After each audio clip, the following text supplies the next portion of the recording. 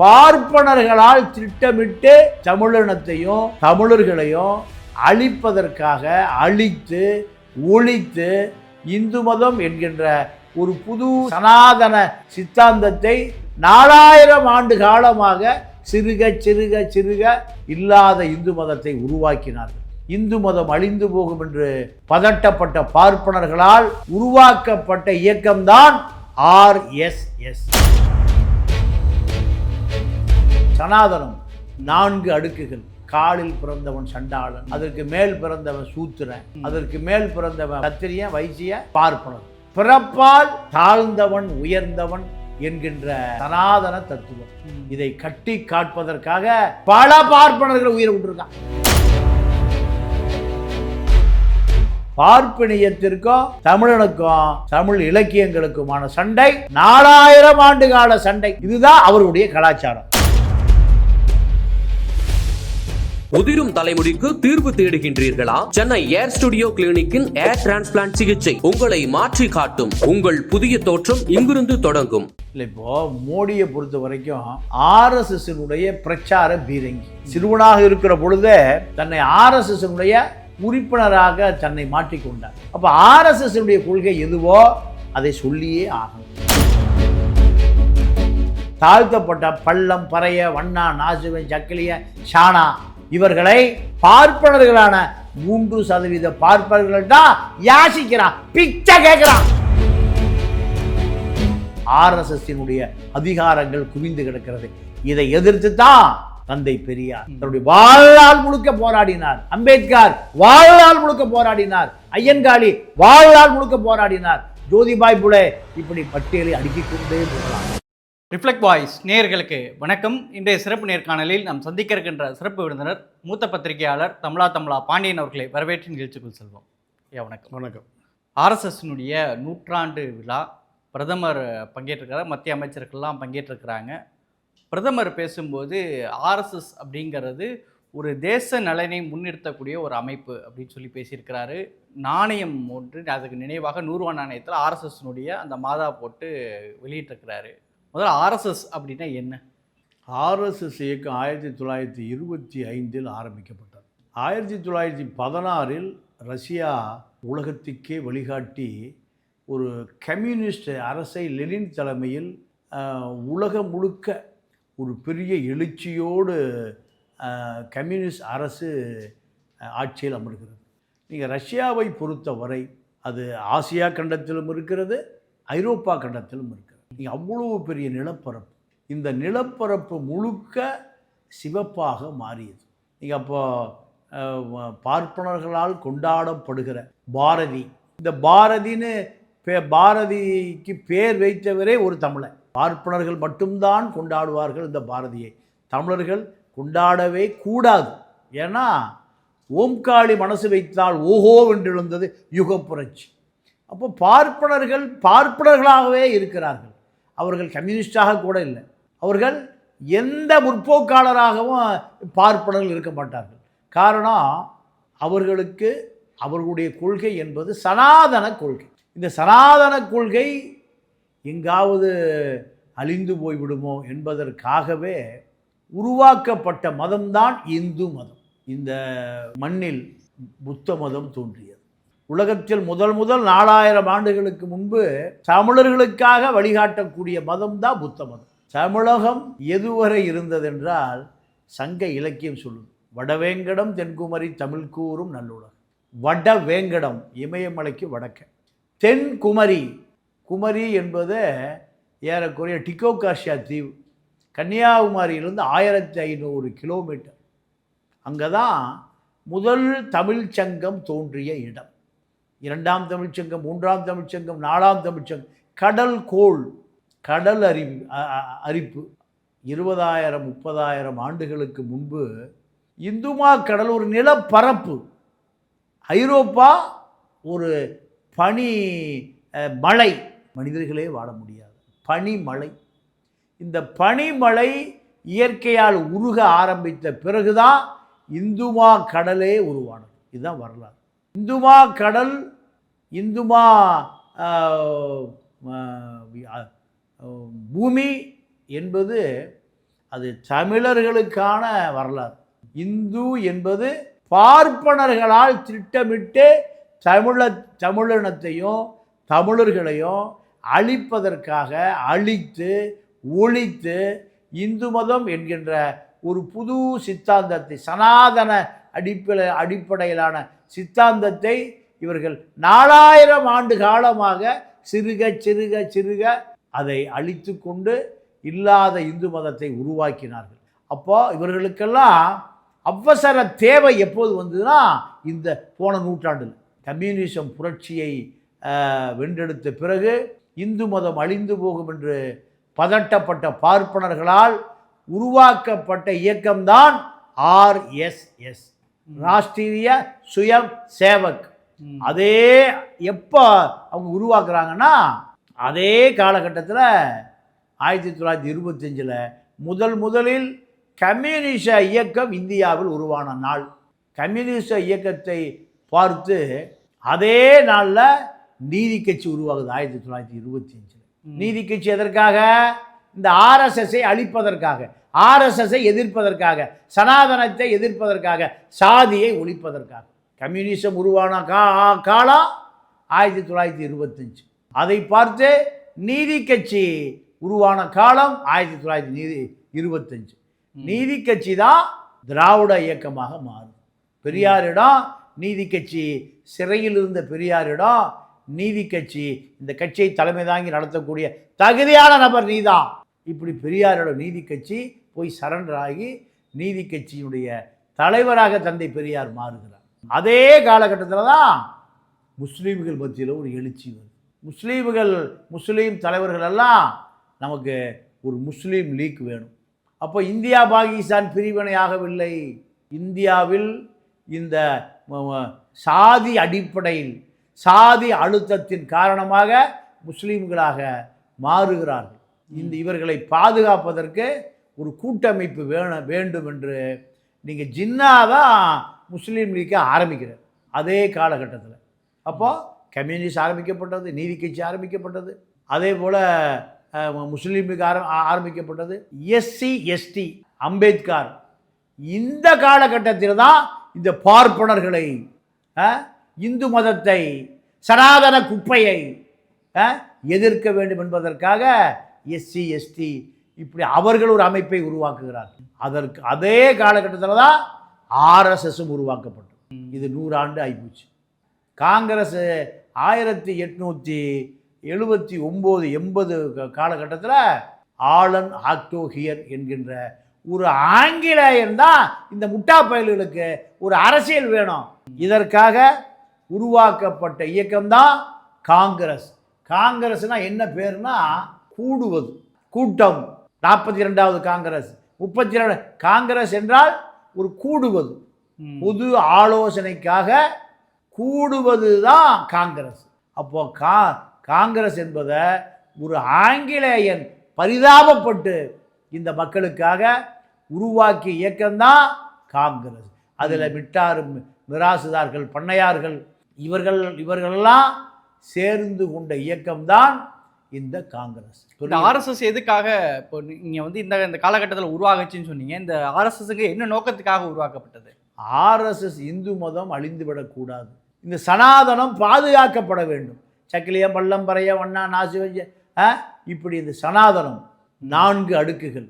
சண்டாளன், காலில் பிறந்தவன் சண்டாளன், அதற்கு மேல் பிறந்தவன் சூத்திரன், அதற்கு மேல் பிறந்தவன் வைசியன், சத்திரியன், வைசியன், பார்ப்பனன்.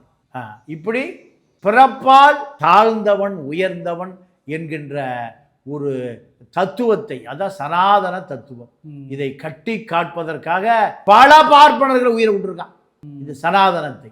சனாதனம் என்பது நாங்களெல்லாம் ஆண்டவருடைய புத்திரர்கள், நீங்களெல்லாம் அடிமைகள். அது ஒரு கலாச்சார அமைப்புன்னு ஒரு பார்வை வைக்கப்படுதுங்களா? அது RSS சொல்கிற கலாச்சாரம்னா என்ன? பார்ப்பன கலாச்சாரம். அந்த கலாச்சாரம் கடவுள் கலாச்சாரம். கடவுளால் நேரடியாகவே இந்த பூமிக்கு அனுப்பப்பட்டவர்கள் நாங்கள் சொல்லுவது தான் வேதம், நாங்கள் சொல்லுவது தான் கலாச்சாரம். நீங்கள் அத்தனையும் இந்த மனித குலத்துக்கு எதிரானது. இந்த மனித குலம் இந்த தமிழன் தான் மனித குலத்தினுடைய முன்னோடி. இப்பொழுது இருக்கிற ஆப்கானிஸ்தானில் புத்தர் சிலைகளை அங்கே இருக்கக்கூடிய தலிபான்கள் ஏவுகணை வச்சு அடித்தான். அப்போது ஆப்கானிஸ்தானோடு சைபீரியா பாலைவனம் ஆரம்பிக்கிறது. இந்துகுஸ் மலை, இங்கெல்லாம் யார் வாழ்ந்தா? தமிழன் தான் வாழ்ந்தான். இன்று உலக மக்கள் தொகையில் சரிபாதி இருக்க வேண்டிய இனம் தமிழினம். பார்ப்பனர்கள் கொன்றொழித்து கொண்டே இருக்கிறார்கள்.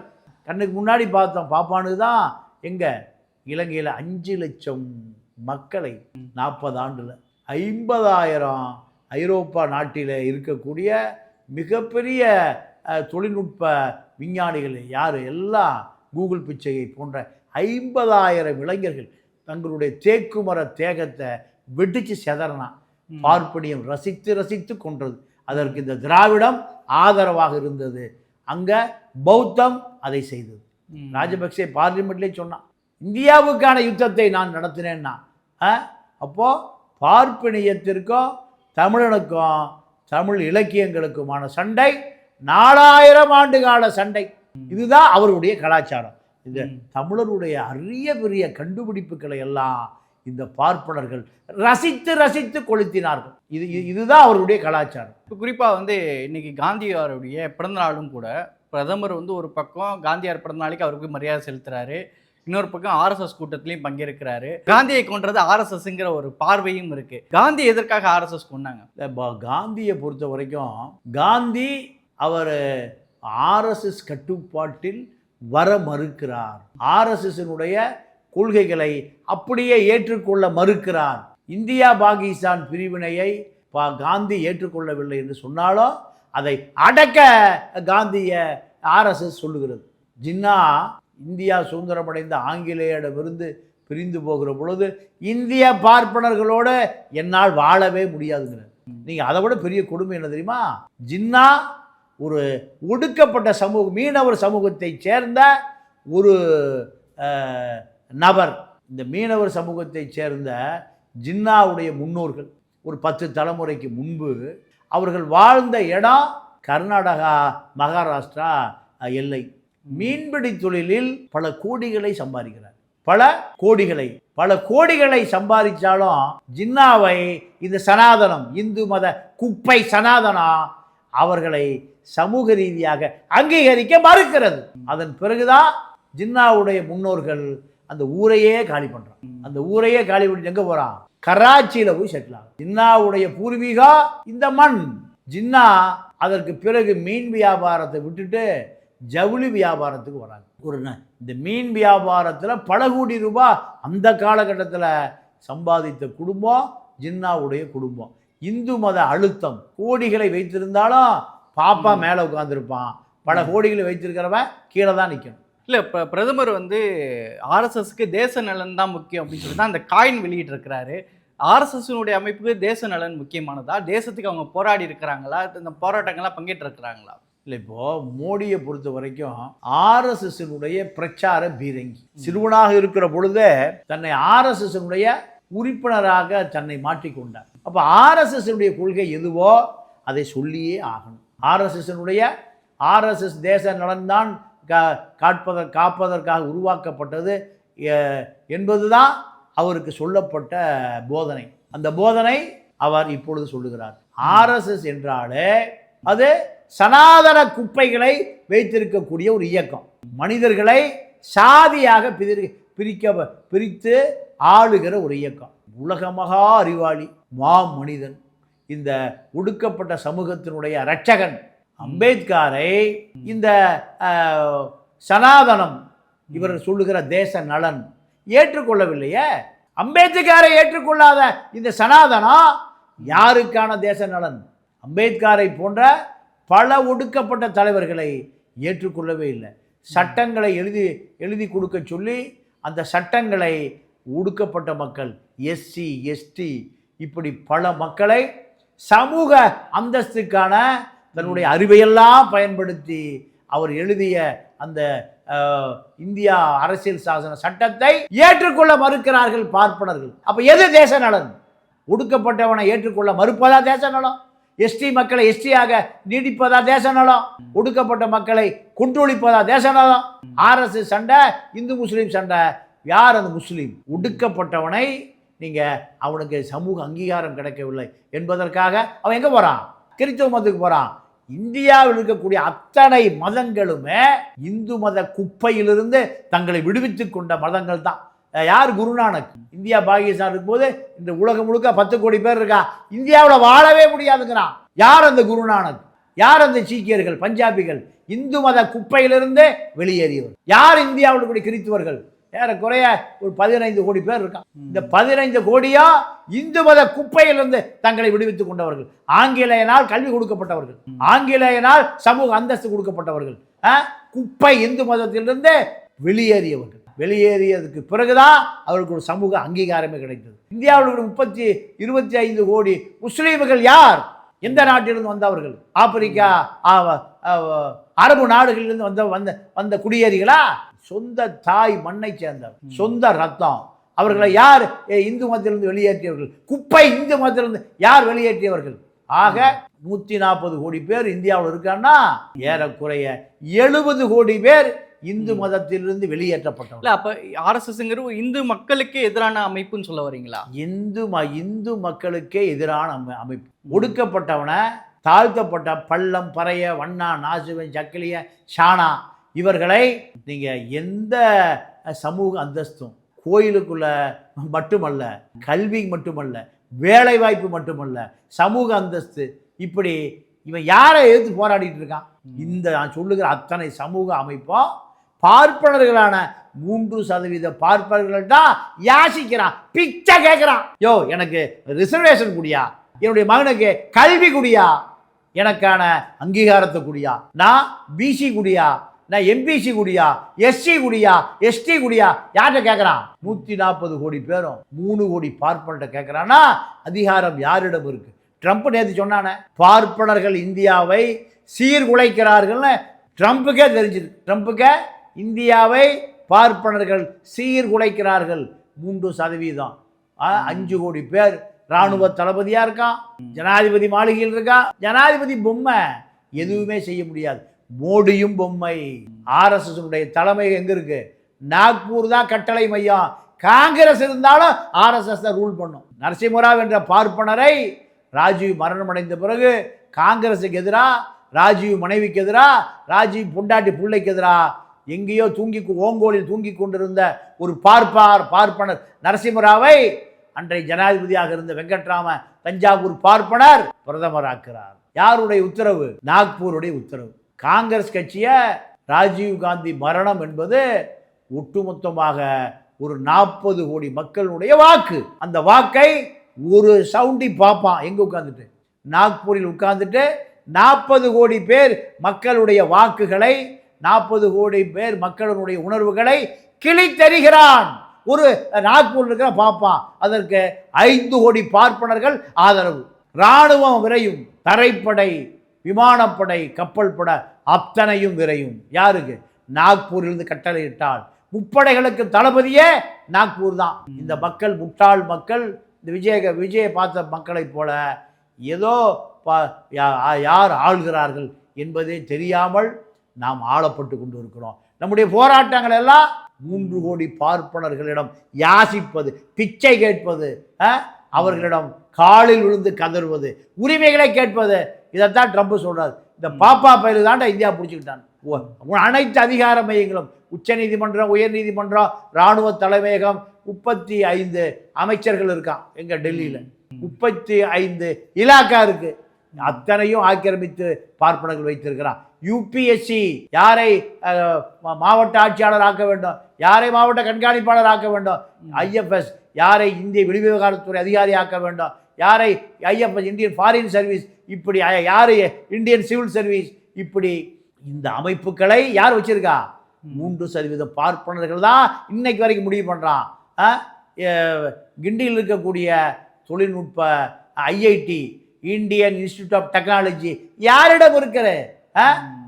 அப்போ முஸ்லீம் பிள்ளைகளாம் கேரளா விழுந்து படிக்க வந்த பிள்ளைகளை பாத்திமா லத்தீப் அடித்து தொங்க விடப்பட்டான். காவல்துறையை உள்ள போக முடியாது, காவல்துறையை ஏவல்துறையை உள்ளே போக முடியாது. உங்களுடைய அதிகாரமெல்லாம் காம்பவுண்டு வெளியில் தான். இப்படி ஒட்டுமொத்தமாக பார்ப்பனிடம் ஆர்எஸ்எஸ்ஸினுடைய அதிகாரங்கள் குவிந்து கிடக்கிறது. இதை எதிர்த்து தான் தந்தை பெரியார் தன்னுடைய வாழ்நாள் முழுக்க போராடினார். அம்பேத்கர் வாழ்நாள் முழுக்க போராடினார். ஐயன்காளி வாழ்நாள் முழுக்க போராடினார். ஜோதிபாய் புலே, இப்படி பட்டியலை அடுக்கிக் கொண்டே போகலாம். இவர்களெல்லாம் பொது எதிரியாக யாரை பார்த்தார்கள்?